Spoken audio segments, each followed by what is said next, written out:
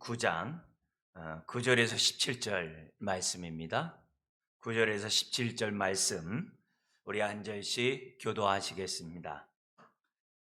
예수께서 그곳을 떠나 지나가시다가 마테라 하는 사람이 세간에 앉아 있는 것을 보시고 이르시되 나를 따르라 하시니 일어나 따르니라. 예수께서 마태의 집에서 앉아 음식을 잡수실 때에 많은 세리와 죄인들이 와서 예수와 그의 제자들과 함께 앉았더니 바리새인들이 보고 그의 제자들에게 이르되 어찌하여 너희 선생은 세리와 죄인들과 함께 잡수시느냐.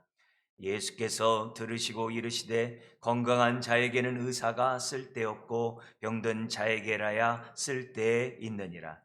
너희는 가서 내가 긍휼을 원하고 제사를 원하지 아니하노라 하신 뜻이 무엇인지 배우라. 나는 의인을 부르러 온 것이 아니요 죄인을 부르러 왔노라 하시니라. 그때 요한의 제자들이 예수께 나와 이르되 우리와 바리새인들은 금식하는데 어찌하여 당신의 제자들은 금식하지 아니하나이까. 예수께서 그들에게 이르시되 혼인집 손님들이 신랑과 함께 있을 동안에 슬퍼할 수 있느냐. 그러나 신랑을 빼앗길 날이 이르리니 그때에는 금식할 것이니라. 생배 조각을 낡은 옷에 붙이는 자가 없나니 이는 기운 것이 그 옷을 당기어 헤어짐이 더하게 됨이요 같죠. 새 포도주를 낡은 가죽 부대에 넣지 아니하나니 그렇게 하면 부대가 터져 포도주도 쏟아지고 부대도 버리게 됨이라. 새 포도주는 새 부대에 넣어야 둘이 다 보존되느니라. 아멘. 오늘 말씀의 제목은 우리 13절에 있는 것처럼 나는 죄인을 부르러 왔노라 라는 주제로 말씀을 나누기를 원합니다. 예수님이 이 땅에 오신 목적은 저와 여러분들 같이 죄인을 부르러 오셨어요. 죄인을 부르러 오셨어요. 이미 9장 1절부터 8절에 중풍병자를 고치실 때 우리는 예수님이 내 죄가 사함받았느니라 라고 말씀하심으로 중풍병을 고친 사건을 봤어요. 우리는 그 사건을 통해서 예수님은 죄를 사하는 권세를 갖고 계신 주님이라는 그런 놀라운 지식을 얻게 되었어요. 귀신을 쫓아내고 바다를 잔잔케 하는 그런 권세만 갖고 계신 것이 아니라 눈에 보이고 눈에 보이지 않는 세계를 통치하고 하늘과 땅의 모든 것들을 다스릴 수 있는 권세만 갖고 계신 분이 아니라 우리는 다음 주에 또한 죽은 자를 또한 살리시는 권세를 갖고 계시는 주님이라고 하는 그 주님에 대한 귀한 지식들을 우리는 지금 알아가고 있습니다. 우리가 예수 그리스도를 믿고 따라가는 정말 예수님이 어떤 분인지 알아야 돼요. 우리가 그분을 알아가면 알아갈수록 두 가지가 있죠. 자유가 있고 누림의 삶입니다. 주님과 함께 십자가를 못 박혔다는 사실은 죄와 죄책에서뿐만이 아니라 죄의 권세에서 자유케 하는 놀라운 권세를 저와 여러분들이 맛보게 합니다. 그래서 예수님의 일거수일투족이 다 우리를 자유케 하는 것이고 우리로 하여금 예수 그리스도 안에서 하나님 나라를 누리게 하시는 하나님의 축복이라는 사실을 주를 아는 지식 속에 저와 여러분들은 알아가면서 우리들이 깨우쳐 가야만 합니다. 우리가 예수님을 알면 알수록 우리가 그만큼 주님을 확신 가운데 잘 따라갈 수 있어요. 멀찍이 따라가는 게 아니라 바짝 따라가요. 쟁기를 잡고 뒤를 돌아보는 것이 아니라 주님만 바라보면서 끝까지 따라가는 저와 여러분들이 돼요. 그러면 그럴수록 주님과 하나가 되고 그러면 그럴수록 나를 통해서 주님의 뜻이 하늘에서 이룬 하나님의 뜻이 나를 통해서 이 땅에 나타나게 되는 거예요. 그런 삶을 살아가면 살아갈수록 그만큼 자유와 누림의 삶이 우리에게 이어진다는 사실을 잊어서는 안 됩니다. 자, 오늘 본문은 두 가지 논쟁을 일으킨 사건이 등장하게 됩니다. 9절부터 13절까지는 어찌하여 너희 선생은 세리와 죄인들과 함께 잡수시냐라는 바리새인의 논쟁이고 또 하나의 논쟁은 14절부터 17절에 있는 것처럼 어찌하여 당신의 제자들은 금식하지 아니하나이까라는 요한의 제자들의 논쟁이에요. 우리는 이런 논쟁이 있을 때마다 예수님의 답변을 통해 나오는 귀중한 말씀을 통하여 예수님이 어떤 분이신지, 복음이 무엇인지를 우리에게 더욱더 깨닫게 합니다. 그래서 저 같은 사람은 여러분도 마찬가지겠습니다만 논쟁을 많이 하는 게 좋아요. 예수님에게 이런 질문 저런 질문을 많이 하면 할수록 주님으로부터 생명의 말씀이 막 쏟아져요. 네. 마지막 십자가에 못 박히는 그 주간에도 얼마나 많은 사람들이 예수님에 대해서 많은 질문을 합니까? 그죠? 그런 질문할 때마다 예수님의 입에서 나오는 정말 그 생명수와 같은 그 말씀들은 예수님을 우리가 보다도 더 잘 이야기하고 복음이 무엇인지를 우리로 하여금 더 깨닫게 해요. 여러분, 바울 서신에서도 로마서는 바울이 개척하지 않은 그 교회를 향하여 복음이 무엇인지를 알게 한 게 로마서예요.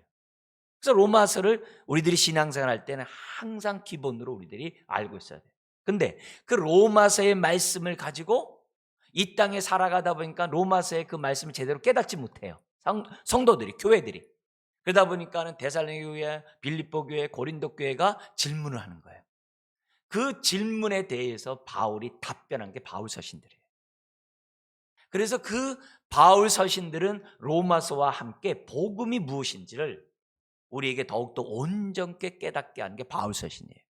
그런 것처럼 예수님에 대한 이런 논쟁, 이런 질문들은 우리로 하여금 예수님을 더 잘 알게 하고 더욱더 복음이 무엇인지를 깨닫게 해요.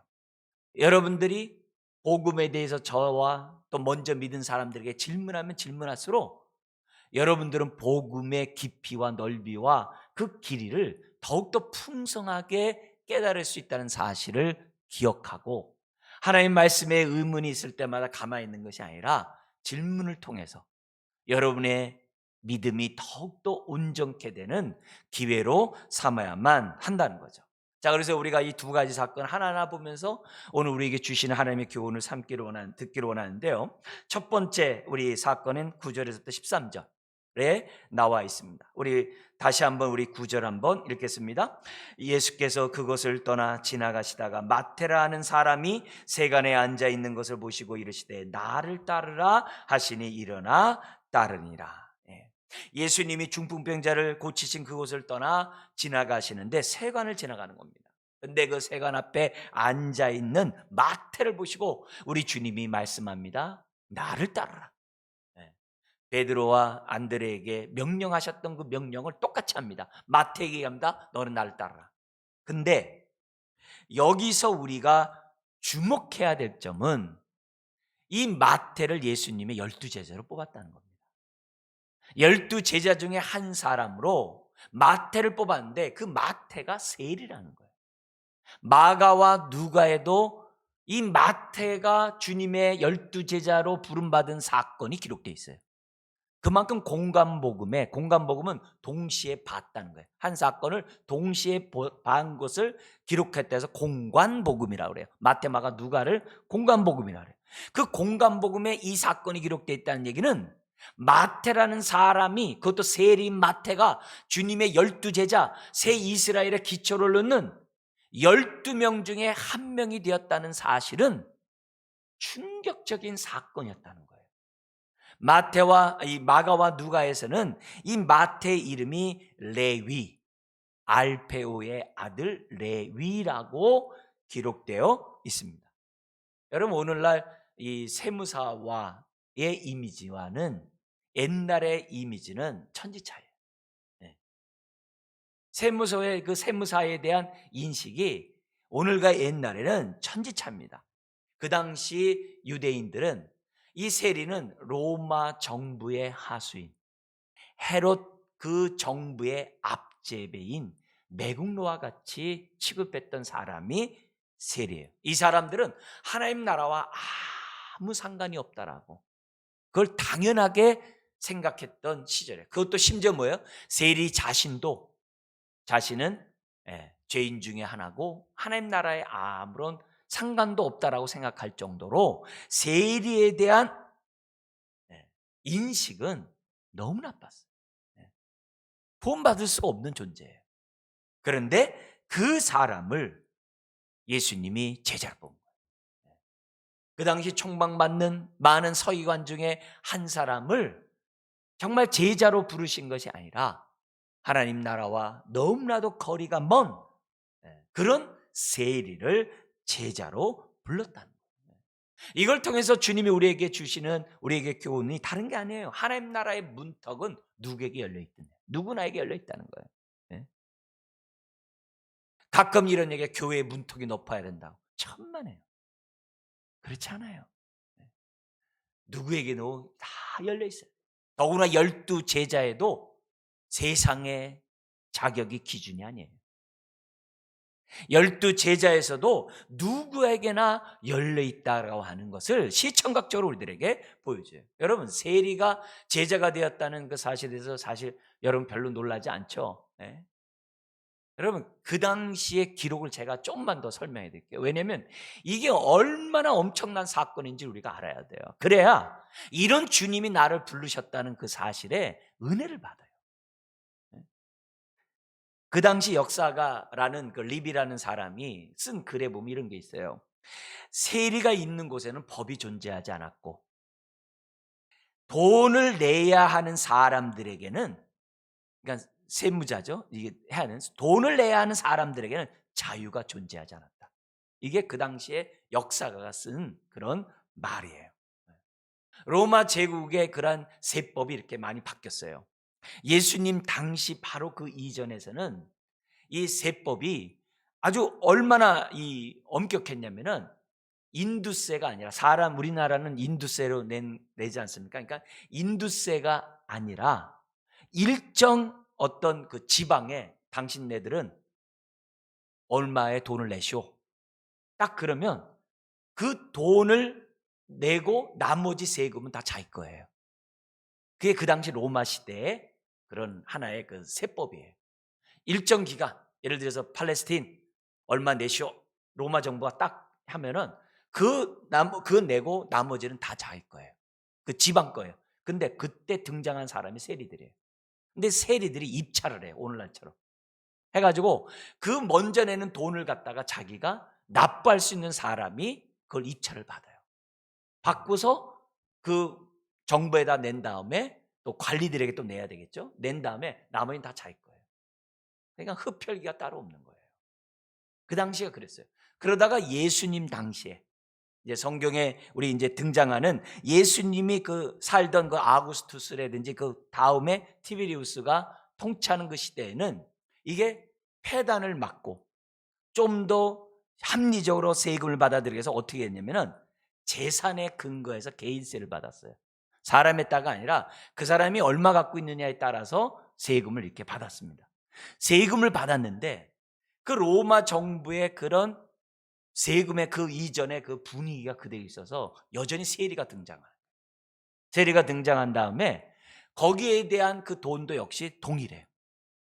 일정 기간 돈만 제출한 다음에 납부한 다음에 나머지들은 다 뭐냐면 뒤에서 봐주는 관리들과 세리들이 다 첩보를 한 거예요. 그러니까 얼마나 악랄한 사람이 세리인지 몰라요. 성경에서는 그 세리의 장이 예수님 앞에 돌아온 사건이 있죠. 누구죠? 삭개오 사건. 이건요 충격적인 사건이에요. 오늘 이 집에 정말 하나님의 나라 아브라함의 자녀가 되었다는 그 선포는 그 당시에요. 이건 천지개벽할 일이에요. 이런 가운데 하나님께서 하나님 나라의 구성원으로 부르실 뿐만 아니라 백성을 부르실 뿐만이 아니라 12 제자 중에 한 사람을 불렀다는 이 사실은 너무나도 충격적인 사건이고 이게 은혜구나. 이게 정말 하나님의 은혜구나 라는 것을 너무나도 실제적으로 우리가 깨달을 수 있는 거죠. 여러분, 세상의 사람들의 시점은 뭐냐면 자기를 제자를 삼을 때 똑똑한 자를 뽑아요. 그리고 자기 주변에 어떤 사람이 있다는 것을 얘기하므로 자기를 높이려고 하는 과시가 있는 게 사람이에요. 근데 예수님은 세리를 제자로 뽑아요. 새 나라를 건설하는데, 새 이스라엘을 건설하는데 그 제자로 딱 뽑은 대상이 누구냐? 세리예요. 이거는 그 당시 사람들 볼 때 얼마나 조소하고 비아냥거리는 그런 사건이 아닐 수 없어요. 그러나 예수님은 하나님의 아들이에요. 하늘과 땅의 모든 권세를 갖고 계신 메시아예요. 그분이 세리를 선택했다는 거예요. 그렇다고 한다면 저와 여러분들이 신앙생활하면서 우리들이 정말 가져야 될 그러한 안목, 하나님의 은혜를 받았다고 한다면은 예수님이 세리를 선택하는 그 안목을 가지셔야 돼요. 세리를 포용하시는 그 안목과 그 마음을 저와 여러분들이 가져야 돼요. 그때까지 주를 아는 지식 속에서 저와 여러분들이 자라가야만 하는 거예요. 그만큼 하나님의 은혜를 사모하는 저와 여러분들이 되셔야 돼요. 그래서 우리들의 삶 속에서는 정말 주님이 세리를 제자로 삼는 이 사건에 대해서 우리는 정말 깊이 묵상하는 저와 여러분들이 돼야 됩니다. 그리고 장면이 바뀝니다. 그게 10절이에요. 얼마나 마태가 주님의 제자가 된 것이 얼마나 감사했겠어요. 이 기쁨을 혼자 누리는 것이 아니라 자기의 그동안에 정말 주님으로 또 부름받기 전에 자기와 연관했던 세리들, 그것도 뭐예요? 많은 세리들을 초대한 거예요. 초대를 한 거예요. 세리뿐만이 아니라 죄인들이라 했어요. 여기서 말하는 죄인들은 사회적으로 범죄한 죄인이 아니에요. 우리가 말하는, 흔히 말하는 종교적인 죄인이에요. 종교적인 죄인은 뭐냐면 율법에 따라 살아가지 아니하는 사람들을 향하여 바리새인과 서기관들이 지칭한 죄인들이에요. 그래서 그 당시 죄인들은, 천민들은 대부분 다, 서민들은 죄인들이었어요. 농부라든지 어부라든지 여러 가지 일상적으로 장사를 한다든지 이런 사람들은 다 뭐냐면 다 죄인들이에요. 그 당시 사회 분위기가 그런 거예요. 그래서 바리새인들이 이방인들과 같이 이런 죄인들에 대해서 상종을 안 해요. 그들과 함께 식사조차 안 해요. 그게 그 당시 바리새인과 서기관들의 외식적인 그런 삶의 사회적인 분위기였어요. 네. 그런데 마태는 자기 집에 많은 세리와 죄인들을 다 초대해가지고 그 자리에 예수님도 초대하시고, 그리고 또 어떻게 돼요? 예수님의 제자들, 다른 베드로를 비롯한 제자들을 다 초대해서 지금 뭐예요? 잔치를 벌이고 있는 이런 장면이 10절에 등장하게 됩니다. 여기서 이제 유명한 이 마태 전도법이 나온 거죠. 마태 전도법은 주님을 소개할 때 어떻게 돼요? 자기 가장 친한 사람을 갖다가 초대를 해가지고 어떻게 돼요? 예수님을 소개하는 마태 전도법이 있어요. 물론 그 전에는 안드레 전도법도 있죠. 안드레가 뭐예요? 베드로의 형제잖아요. 안드레가 베드로에게 예수님을 소개하는, 자기 가족을 소개하는 전도법도 있어요. 근데 여기서 보면은 이 마태는 자기가 알고 있는 그 직장 동료들이나 사회적으로 알고 있는 그런 주변에 있는 사람들을 갖다가 식사 초대를 해서 주님을 소개하는 전도법. 이 전도법들이 그러니까 그동안에 2000년 동안 내려오면서 얼마나 많은 사람들이 이것을 오늘날에도 실현하고 있는지 몰라요. 그래서 그런 모습 속에 그들에게 자기가 만난 예수 그리스도를 소개하는 거예요. 당연히 이 자리에서도 예수님은 권세 있는 말씀으로 세리와 죄인들에게 하늘나라가 열려 있음을 선포하셨겠죠. 그리고 마태가 경험했던 그 은혜들을 그들은 경험하면서 지금 뭐하고 있겠어요? 식사하고 있는 거예요. 아까도 말씀드렸듯이 여러분, 세리와 죄인들에게는 유대인들이 식사조차 안 해요. 바리새인들이 볼 때는 상종조차도 하지 않기 때문에 식사한다는 것은 이해할 수 없는 거예요. 근데 이 사건을 통해서 뭘 보여주느냐?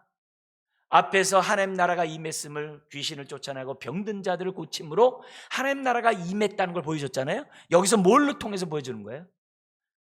하나님 나라는 이와 같다는 것을, 잔치와 같다는 것을, 먹고 마시는 것들을 통하여 하나님 나라를 보여주고 있는 거예요. 굉장히 충격적인 사건이 아닐 수가 없는 거예요. 자, 이런 모습 속에서 11절에 바리새인들이 이걸 보고 가만히 있을 수 없죠. 거기서 첫 번째 논쟁이 나오는 거예요. 어찌하여 너희 선생은 세리와 죄인들과 함께 잡수시느냐. 자기들과 같이 거룩한 바리새인들과 식사를 해야 되는데 어찌 우리들과는 식사하지 않고 어떻게 죄인과 세리들과 함께 식사하냐 이게. 여러분, 이때 식사는 지난번에도 말씀드렸듯이 이스라엘의 식사는 그냥 단순한 밥이 아니에요. 이스라엘의 식사는요, 한쪽으로 이렇게 기대가지고 자기만 먹을 것뿐만 아니라 거의 상대방 가슴에 가까이 가기 때문에 서로 먹여주는 거예요. 그래서 식사는 관계에 있어서 보통 신뢰하지 않으면 함께 식사를 안 해요. 그 음식이 어떤 음식인 줄 알고. 그리고 그 음식은 내가 이 공동체에 속했다라고 하는 정체성을 갖게 하는 것이 음식이에요. 우리가 생각하는 그 음식과 달라요. 네. 이미 우리는 앞에서도 우리 뭐예요? 8장에서도 얘기했잖아요. 우리 백부장의 정말 믿음으로 하인을 고치면서 그 이방인들도 뭐라 그래요? 아브라함과 이삭과 야곱과 함께 천국에 앉으려니와. 이 앉으려니가 뭐예요? 함께 식사하려니와. 그거랑 말씀했잖아요. 그 말씀처럼 우리 주님은 지금 마태와 지금 뭐예요? 세리와 죄인들을 다 불러다가 지금 가족과 같은 하나님 나라 백성으로서 지금 뭐예요? 잔치를 벌이고 있는 거예요. 퍼포먼스를 한 거예요. 천국은 잔치와 같다는 거죠. 그러자 바리새인의 이런 말에 대해서 주님이 들으시고 말을 합니다. 12절부터 13절이에요. 뭐라고 그러냐면은 건강한 자에게 의사가 쓸데없지 않냐. 병든 자에게 필요한 거 아니겠어? 그러면서 나는 의인을 위하여 이 땅에 온 것이 아니라, 여기서 말하는 의인은 이제 자칭 의인이라고 하는 바리새인과 같은 그런 의인을 위해서 내가 온 것이 아니라 내가 죄인임을 깨닫는 그런 죄인을 부르러 내가 왔다라고 얘기를 해요. 근데 이런 얘기를 하면서 증거 귀절을 구약에 있는 말씀을 인용을 해요. 호세아 6장 6절의 말씀을 인용하는데 호세아 6장 6절에 나와 있는 말씀이 뭐냐면 내가 긍휼을 원하고 제사를 원하지 아니하노라 라는 말씀이에요. 우리 성경에는 이 긍휼 대신에 인자로 번역을 했어요. 인자, 사랑으로 번역을 했어요. 그러니까 우리 하나님을 알라 힘써 여호와를 알라, 그게 호세아 선지자 6장의 말씀이에요. 하나님을 알라 힘써 알라 하면서 그 하나님 어떤 분이냐? 우리 하나님은 긍휼을, 인자를, 사랑을 원하시고 제사를 원하지 아니하시는 하나님을 알라고 호세아 선지자가 외쳤어요. 그 말씀을 지금 인용하면서 여기에 지금 논쟁의 답변으로 대하고 있는 거예요. 여러분, 우리나라에 공동번역이 있어요. 공동번역은 이렇게 번역했어요. 13절을 한번 잘 들어보세요. 너희는 가서 내가 바라는 것은 동물을 잡아 나에게 바치는 제사가 아니라 이웃에게 베푸는 자선, 자선이로 번역을 했어요. 다른 말은 긍휼과 인애죠. 자선이다 하신 말씀이 무슨 뜻인지 배워라. 나는 선한 사람을 부르러 온 것이 아니라 죄인을 부르러 왔노라. 그렇게 번역했어요. 그러니까 오늘 예수님께서 세리와 죄인과 어떻게 식사를 하느냐? 말도 안 되는 행동을 했다라고 바리새인이 논쟁을 딱 삼으니까 예수님이 뭐냐면 호세아 선지자가 말한 그 말씀에 따라 나는 지금 세리와 죄인을 찾아왔고 그들에게 인애, 긍휼을 베풀고 있고 그들과 함께 지금 뭐예요? 천국 식사를 하고 있다라고 지금 답변하고 있는 거예요. 그러니까 이 귀절은 너무나도 귀중한 거죠. 이걸 통해서 뭘 보여주는 거예요? 자칭 의인이라고 생각하는 바리새인들에게 수치감을 일으켜 주는 행동인 거예요. 예수님이 세리와 죄인과 함께 식사함으로 바리새인들에게 지금 수치감을 주고 있는 그런 모습이에요. 너희들은 하나님의 마음도 모르고 율법도 모르는 자라는 그런 수치감을 지금 전달하는 사건이 바로 이 잔치 사건이에요. 그러나 반대로 세리와 죄인들에게 이 사건은 어떤 사건이 되는 거예요? 하늘나라의 백성이 될 수 있는 소망을 주는 위로의 메시지가 된다는 것을 오늘 이 성경 우리들에게 가르쳐주고 있고, 예수님 우리들에게 그것을 가르치려고 말씀하고 있다는 거예요. 여기서 우리가 크게 두 가지 교훈을 좀 정리했으면 좋겠어요. 첫 번째는 이 우리 주님이 긍휼을 원하고 제사를 원하지 아니하노라라는 이 말씀의 답변을 통해서, 죄인을 부러 오신 이 주님을 통해서 우리가 두 가지 정리해야 될 것은, 첫 번째가 뭐냐면, 예수님은 죄인을 부르러 오신 예수님의 마음을 저와 여러분들이 깨달아야 돼요. 이걸 반드시 깨달아야만 합니다. 비록 우리 예수님은 하늘과 땅의 모든 권세를 갖고 계시는 하나님의 아들 메시아이지만은, 우리를 구원하실 때 주님의 마음은 거들먹거리지 않았어요. 적선하듯이 우리를 구원하지 않았어요. 뭔가 이렇게 자랑하면서 과시하면서 우리에게 구원을 베풀지 않았어요. 예수님이 우리를 구원하실 때 갖고 계신 마음은 긍휼한 마음이라는 사실을 저와 여러분들이 이 시간 다시 한번 확실히 깨달으셔야만 합니다. 예수님은 잃어버린 양을 한 영혼이라도 잃어버리지 아니하고 찾고자 하는 긍휼한 마음으로 지금 세리와 죄인들을 찾아오셨고, 그들과 함께 식사를 나누고 있다는 사실을 저와 여러분들이 확실히 깨달아요.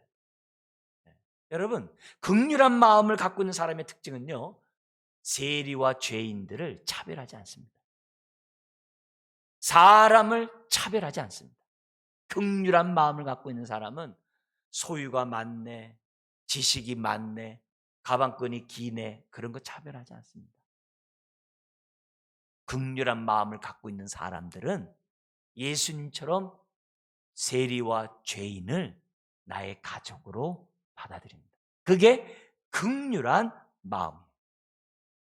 세리와 죄인들은 하늘나라에 소망이 없는 그런 자들이에요. 그리고 그들의 삶도 엉망이에요. 그들이 복음을 뭘 알았겠어요? 그러나 그들을 하나님의 백성으로 끌어안으시는, 그것이 바로 긍휼의 마음이에요. 그게 긍휼의 마음이에요. 그래서 오늘 저와 여러분들은 하나님 앞에서 우리가 어떻게 돼요? 뽐내면 안 돼요. 하나님 앞에서 자기 의의를 드러내면 안 돼요. 바리새인과 서기관처럼. 하나님 저 이거 했잖아요. 하나님 저 저거 했죠? 하나님 저에게 맡겨진 이 일 저 완벽하게 했는 거 아시죠? 그렇게 하면 사람에게도 자기 의의를 내면 안 돼요. 나는 이런 사람이야. 난 이렇게 하나님의 역사를 해. 나 하나님을 누구보다도 더 사랑해. 나 누구보다 하나님의 사랑을 많이 받은 사람이야. 그러면 안 돼요. 그건 긍휼함이 없는 거예요. 하나님께 뽐내는 사람은 사람에게 뽐내게 돼 있어요. 긍휼은 좁은 길로 가는 사람이 갖고 있는 마음이에요. 바리새인처럼 넓은 길로 가는 사람은 다 자기 과시하는 거예요. 주여 주여 하면서도 자기 과시하는 거예요. 자기 이름을 내려고 하고 자기 업적을 내려고 하는 거예요. 산상수훈에서 그랬어요. 너희가 바리새인과 서기관보다 더 나은 의의 삶을 살지 않으면 천국 못 간다 그랬어요. 우리가 천국에 더 나은 의의 삶이 못 가요? 바리새인보다 더 나은 의의 삶? 그게 긍휼의 삶이에요. 그게 긍휼의 삶. 긍휼의 삶 없이는 천국 못 가요. 그건 주님의 마음을 가질 수 있다고 말할 수 없어요. 왜냐? 긍휼은 아버지의 마음이기 때문에. 그래서 우리가 이걸 깊이 깨달으면 하나님이 이런 말 안 해요. 에이, 하나님이 뭐 내 기도 들어주겠어? 에이, 뭐 하나님이 나 같은 자를 뭐 사랑하겠어? 하나님이 나를 받아줘? 여러분, 그런 생각조차 같지 않습니다. 그건 사단의 생각이에요. 오히려 탕자를 있는 그대로 받아주신 그 비유의 아버지처럼 하나님은 내 모습 그대로 나를 받아주시는 분이에요. 예, 너 옷이 지저분하니까 옷 좀 너 갈아입고 너 목욕한 다음에 나한테 와라. 그럼 내가 안아줄게. 그런 분이 아니에요. 그냥 있는 그대로 받아주는 거예요. 그게 예수 그리스도를 믿는 자들이고, 정말 오늘 우리가 이 예수님이 우리에게 보여준 이 말씀을 통해 얻어야 될 교훈 첫 번째예요. 두 번째는 우리가 팔복에서 다섯 번째 복이 뭡니까? 긍휼히 여기는 자는 복이 있나니 그들이 긍휼히 여김을 받을 것이며라고 말씀했잖아요. 저와 여러분들은 그 다섯 번째 복에 순종해요. 그 말을 야고보서 2장 13절에서는 이렇게 얘기를 했어요. 야고보서 2장이 뭐죠? 교회에 와서 사람을 차별하는 거예요. 부자에게는 당신 여기 앉으세요. 가난한 자에게는 당신이 앉든 말든 마음대로 하세요. 그렇게 차별하는 그런 모습에 대해서 하나님은 야고보를 통해서 뭐라고 그러냐면 긍휼 없는 자는 긍휼 없는 심판을 당한다라고 2장 13절 결론을 딱 내렸어요. 여러분, 오늘 우리가 제자가 된다는 것은 주님을 따라간다는 거죠. 저와 여러분들이 주님이 발을 씻은 것처럼 우리도 발을 씻어주는 것이 우리가 마땅히 가져야 될 제자의 모습이겠죠. 동시에 오늘 우리들이 가져야 될 것은, 우리 하나님은 제사를, 예배를 원치 않고 긍휼히 여기는 마음을 원하신다 그랬어요. 그렇다면 오늘 저와 여러분들이 긍휼 없는 삶을 살면 하나님도 긍휼 없는 심판을 받는다는 것을 생각하고 긍휼히 여겨야죠. 우리 사랑장이 있잖아요. 고린도전서 13장. 뭐라고 돼 있어요? 내가 사람의 방언과 천사의 말을 할지라도 사랑이 없으면 소리나는 구리와 울리는 꽹과리가 되고, 내가 예언하는 능력이 있어 모든 비밀과 모든 지식을 알고 또 산을 옮길 만한 모든 믿음이 있을지라도 사랑이 없으면 내가 아무것도 아니요. 내가 내게 있는 모든 것으로 사람을 구제하고 내 몸을 불사르게 내어줄지라도 사랑이 없으면 내게 아무 유익이 없느니라. 바리새인보다 더 나은 의의 삶을 살지 않으면 안 돼요. 우리 안에 이런 하나님의 그런 긍휼함을 우리가 잘 깨달아서 그 긍휼함 우리 안에서 솟아나는 샘물이 되도록 해요. 꺼지지 않는 불을 성소 안에 정말 피우듯이 우리 안에 긍휼의 마음이 불타오르도록 저와 여러분들이 기도해야 해요. 특별히 여러분들이 목사를 비롯해서 우리 교육자들, 말씀을 대언하는 사람들을 위해 기도할 때 무엇보다도 빼놓지 말고 기도해야 될 것이 뭐냐면 긍휼한 마음으로 말씀을 선포할 것을 기도하셔야 돼요. 긍휼한 마음이 없는 목사는 싹군이 되는 거예요. 그거는 바리새인과 같은 의의 목회를 할 수밖에 없거든요. 긍휼 없는 목회를 하는 것은 여러분도 죽이는 거예요. 여러분을 위해서라도 긍휼이 불타는 가운데 하는 목회자가 되도록 기도하셔야 해요. 여러분도 마찬가지예요. 여러분도 긍휼 없는 성도가 되지 않도록 기도하셔야 돼요. 여러분의 모습이 볼 때 내가 상종하고 싶지 않은 사람이 어떤 자입니까? 여러분이 볼 때 내가 함께 식사하고 싶지 않은 사람이 어떤 사람입니까? 우리들 마음속에서 가져야 될 것은 하나님의 긍휼함이에요. 주님이 우리에게 보여준 이 긍휼함을 우리가 가져야 돼요. 예수님이 저와 여러분들을 부르셨을 때 왜 부르셨겠어요? 긍휼을 베풀라는 거죠. 긍휼이 없는 것은 가짜예요. 오늘 감사하십시다. 나 같은 자를 부르신 하나님의 그 정말 긍휼함에 대해서 감사하자고요. 그리고 기도하자고요. 주여 이 긍휼이 사라지지 않게 달라고, 빼앗기지 않게 달라고 우리 기도하자고. 그것도 피차 기도함으로 오늘 정말 주님과 함께 먹고 마시는 이 천국의 이 기쁨을 우리가 어떻게 돼요? 매일의 삶 속에서 누리자라는 거예요. 그러니까 결국 긍휼은 나에게 천국의 잔치의 기쁨을 맛보게 하는 뭐요? 원동력이라는 사실을 저와 여러분들이 깨달으셔야 돼요. 내 안에 하나님 나라가 없는 것 같아요. 그건 긍휼이 없는 거예요. 하나님이 나와 함께 하지 않는 것 같아요. 그 긍휼이 없는 거예요. 긍휼의 삶을 살지 않은 거예요, 내가. 모든 모습에서. 왜 교회 오는 게 이렇게 힘들지? 왜 교회 오는 게 이렇게 막, 주의 사역이 이렇게 버겁지? 긍휼이 없어서 그래요. 은혜가 떨어져서 그래요.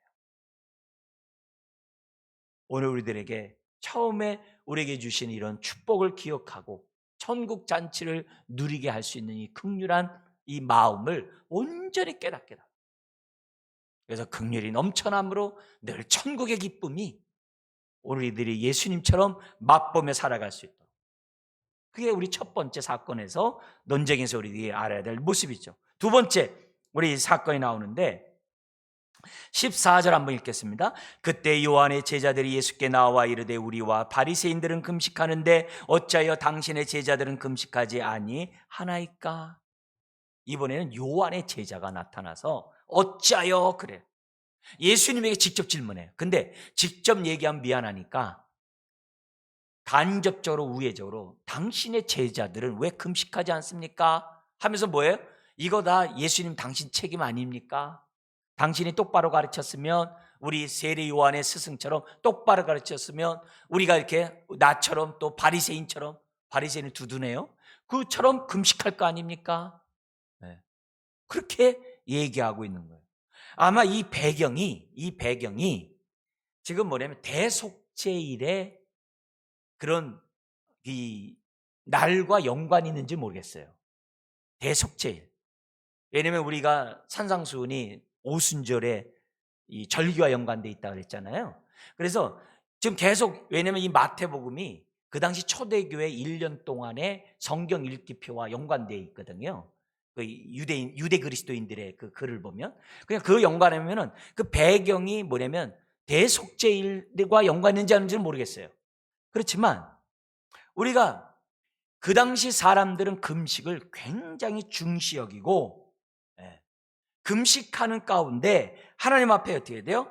자기 스스로 괴롭게 하라고 하는 레위기 16장 29절에 있는 것처럼 사람들은 금식하면서 자기를 스스로 괴롭게 하면서 지금 세상의 쾌락이라든지 부정한 것으로부터 자유케 되려고 회개를 많이 했어요. 그게 그 당시 분위기였던 거예요.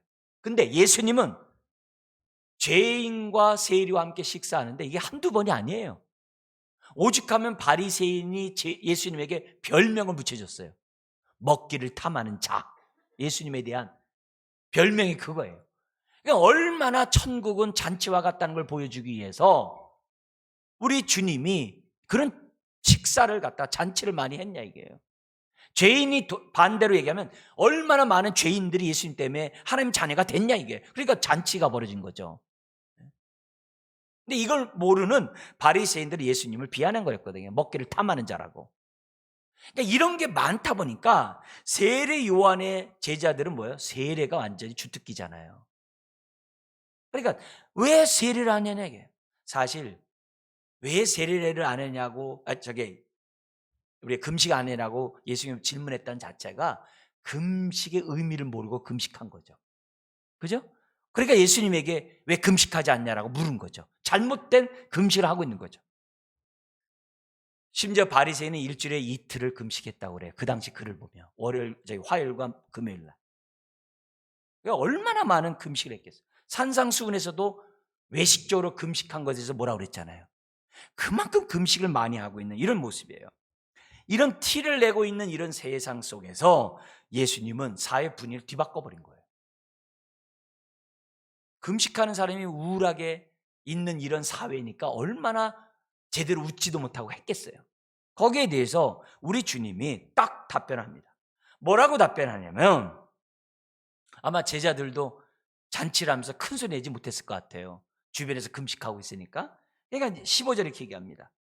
혼인집 손님들이 신랑과 함께 있을 동안에 슬퍼할 수 있느냐? 그럴 수 없죠. 잔칫날인데. 그러나 신랑을 빼앗길 날이 이르리니 그때는 금식할 것이라. 주님의 십자가의 죽음을 예표하는 거예요. 딱 그러면서 뭐라고 그러냐면은 당연하다는 원리를 심지어 17절에 얘기합니다. 그 당시 사람이라면 히브리라면 사람이면 다 아는 지식을 얘기합니다. 생배 조각을 낡은 옷에 붙이는 자가 없나니 이는 기운 것이 그 옷을 당겨 헤어짐이 심하게 되며 새 포도주를 낡은 가죽 부대에 넣지 아니하나니 그렇게 하면 부대가 터져 포도주도 쏟아지고 부대도 버리게 됨이라 새 포도주는 새 부대에 넣어야 둘이 다 보존되느니라. 왜냐하면 이 발효가 되면 팽창해서 터지잖아요. 그러니까 새 포도주는 새 부대에 넣어야 되거든요. 낡은 데 두는 법이 없어요. 이건 뭐예요? 너무나도 당연한 사건이에요. 지금 신랑이랑 지금 잔치가 신랑이 왔는데 지금 결혼식을 하고 있는데 무슨 금식하냐 이게요. 지금 신랑 되신 예수님이 이 땅에 우리에게 찾아오셔서 지금 하나님 나라가 이 땅에 임했는데 무슨 울고 있냐 이게요. 메시아가 왔으면 기뻐해야지 뭔 울고 있냐 이게요. 지금 예수님과 함께 새 시대가 도래했는데 지금 뭘 울고 있냐 이게요. 죄인이 구원받는 이 시대가 지금 벌어지고 있는데 뭔 울고 있냐 이게요. 시대가 바뀌었다는 거죠. 그래서 우리가 이런 주님의 답변에서 또 우리 두 가지 교훈을 정리한다면 첫 번째는 예수님과 함께 하나님 나라가 새 시대가 도래했다는 사실을 우리는 분명히 깨달으셔야 합니다. 예수님이 이렇게 답변하신 이유가 14절에 그때가 있기 때문에. 그때는 어떤 때겠어요? 우리 앞에 있는 말씀과 연관해서 볼 때 죄인과 세리들이 하나님 나라의 백성으로 들어온 때죠. 그러니까 잔칫날이죠. 예수 한 사람이 믿으면 천국에 잔치가 벌어진다 그러잖아요. 그런 말 하잖아요. 얼마나 기뻐하겠어요. 우리 하나님이 잃어버린 양이 한 명 돌아왔을 때 얼마나 하나님 기뻐하겠어요. 그러니까 하늘나라는 365일 잔칫날이겠죠. 왜요? 구원받는 사람이 계속 나타나고 있으니까. 지금 그런 거예요. 얼마나 중요해.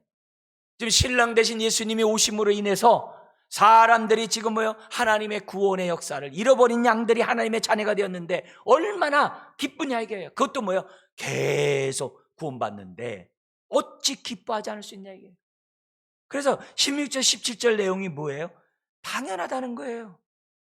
뭔 말이에요? 반대로 얘기하면요. 지금 예수님의 제자들이 금식하지 않고 잔치의 즐거움에 식사하는 것은 뭐예요? 당연하다는 거예요. 왜요? 시대가 바뀌었기 때문에. 그러면서요, 예수님이 참된 금식의 의미를 해석해 줬어요. 이사야 58장은요, 금식장이에요. 왜 금식을 하는지 58장이 쫙 기록되어 있어요. 근데 거기에 하나님이 원하시는 참된 금식은 뭐냐? 한번 들어보세요. 내가 기뻐하는 금식은 흉악의 결박을 풀어주며, 둘째, 멍에의 줄을 끌어주며, 셋째, 압제당하는 자를 자유케 하며, 넷째, 모든 멍에를 꺾는 것이 아니겠느냐. 참된 금식은 죄악 가운데 있고 각종 흉악과 멍에와 압제와 모든 고통 가운데 있는 자들을 자유케 하는 게 금식이라는 거예요. 그게 금식이라는 거예요. 예수님이 세리와 죄인들을 갖다가 그 죄에서 권세에서 꺼내내주고 그들로 하여금 자유케 하는 그것이 뭐예요? 참된 금식이라는 거예요. 금식의 목적이 그냥 울고 끝나는 게 아니라 울므로 회개하잖아요. 회개함으로 죄의 권세로부터 자유케 되잖아요. 그게 금식의 참된 의미라는 거예요. 그러니까 이 금식의 이런 참된 의미를 지금 예수님이 뭐 하고 있는 거예요? 죄인과 세리를 구원함으로 지금 뭐예요? 보여주고 있는 거예요. 그러니까 멍에를 다 어떻게 돼요? 끌어줬는데 세리와 죄인이 얼마나 감사하겠어요. 아니 우리 같은 사람이 하나님의 자녀가 되는 게 맞아요? 우리가 정말 천국 백성 되는 게 맞아요? 맞다. 심지어 마태 세리를 봐라. 이 사람은 새 이스라엘의 12 제자 중에 한 명이 된다. 이게 얼마나 충격적인 사건이에요. 그래서 금식에 대한 이해를 하려면 낡은 부대, 그런 세례 요한의 제자들 같은 낡은 부대의 생각 가지고는 새 포도주를 아멘할 수가 없는 거예요. 복음을 받아들일 수가 없는 거예요. 새 포도주인 예수님을 받아들일 수가 없는 거예요. 낡은 부대를 가지고는. 새 부대를 가져야 돼요. 그래야 한다는 거예요. 우리 주님은 지금 새 시대가 도래했다는 걸 보여줘요. 요한복음에 보면요, 2장에 가나 혼인잔치에서 포도주가 떨어져 가자 결례를 위해서 손을 닦기 위해서 갖다 놓은 그 물을 갖다가 포도주를 바꾼 사건이 있어요.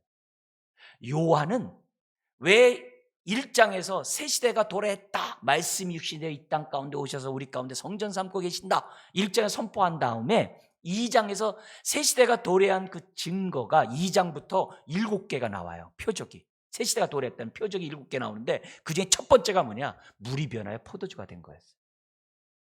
새 시대가 도래했다는 사실을 물이 변하여 포도주가 된 걸로 요한은 기록해놨어요. 오늘 이 사건이 그거예요. 예수님은 새로운 포도주예요. 그 새로운 포도주를 아멘하려면 새 부대가 돼요. 어떤 부대요?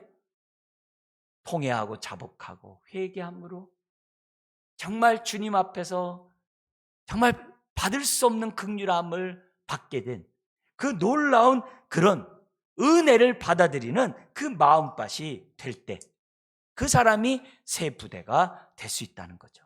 그래서 오늘 첫 번째 교훈은 예수님과 함께 하나님 나라가 임했다는 거예요. 그걸 다른 말로 하면 새 포도주가 임한 거고 새 부대가 그래서 새 시대가 도래했다는 것을 첫 번째 이 사건을 통해 배우셔야 돼요. 그러니까 이걸 우리들이 정확하게 알아야 복음을 아는 거예요. 두 번째 교훈이 있어요. 예수님을 믿고 따라가는 저와 여러분들은 그럼 뭐가 있어야 돼요? 잔치의 기쁨을 누리면서 살아야 한다는 거예요. 잔치의 기쁨. 우리가 잔치의 기쁨을 마땅히 누려야 될 이유는 뭐예요? 우리는 새 포도주를 받은 자들이거든요. 우리는 하나님의 자녀가 된 하나님의 백성들이거든요. 새로운 피조물이 된 우리는 죄인에서 의인의 신분으로 바뀐 하나님의 자녀들이거든요. 그렇기 때문에 날마다 기뻐해야 돼요. 날마다 주님과 함께 하기 때문에. 더구나 9절부터 13절 보세요. 세리와 죄인들을 긍휼의 마음으로 찾아갔던 예수님이 저와 여러분들을 찾아오셨는데 어찌 기뻐하지 않을 수 있는 얘기예요. 여러분, 천국 가는 게 평생 기쁜 일이 아닐까요? 내 안에 천국이 이루어진 것이 우리가 평생 기뻐할 일이 아닐까요? 네?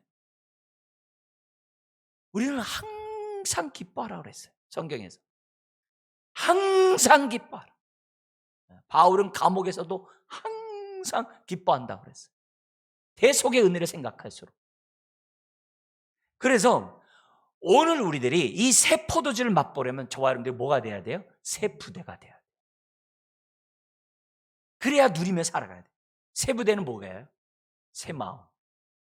그리스도의 할례를 받은 새 마음. 그리고 뭐예요? 새 사람. 그리고 새 백성이 돼야만 하는 거예요. 우리 마태복음의 연관해서 앞에 있는 교훈과 연관해서 설명드린다면은 산상수훈의 말씀에 따라 순종하면서 살아갈 때 바리새인과 서인관보다 더 나은 의의 삶을 사는 방식이 산상수훈이잖아요.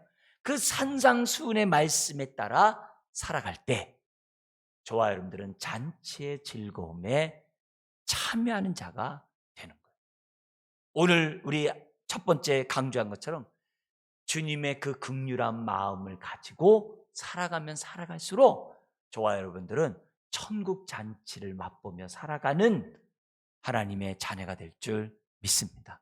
이렇게 살아감으로 이곳에 하나님 나라가 온전히 임하도록 여러분의 심령에 여러분의 가정에 하나님 나라가 더 온전히 임하는 삶을 살아가시길, 그래서 하나님의 기쁨이 되시길 주의 이름으로 축원드립니다. 기도하겠습니다. 하나님 아버지, 우리에게 이런 축복이 있기에 예수님을 믿고 따라갑니다.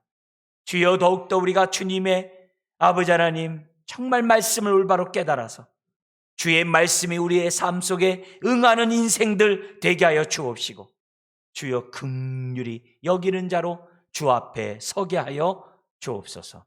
예수님의 이름으로 기도드리옵나이다. 아멘.